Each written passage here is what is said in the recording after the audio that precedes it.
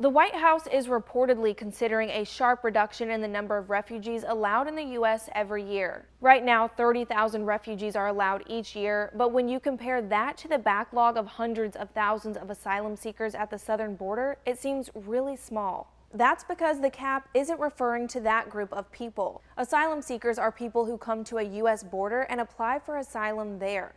Refugees are a part of a different program. They don't apply for refugee status on their own, but are referred, often by the UN Refugee Agency. The referring agency selects the most vulnerable refugees who aren't safe in their home country or a neighboring country and vets them to make sure they haven't committed a serious crime. Then the U.S. does 6 more background checks and conducts 3 in-person interviews before the refugees can be admitted.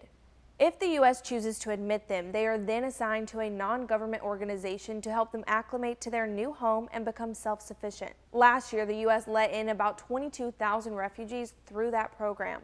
But that same year, 93,000 people sought asylum at the border.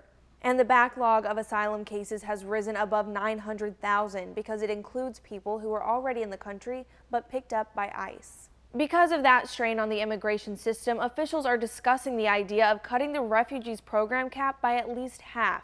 They're reportedly even floating the idea of not letting in any refugees at all, so caseworkers from that program can be used to process asylum claims. The deadline to set the new ceiling is September 30th.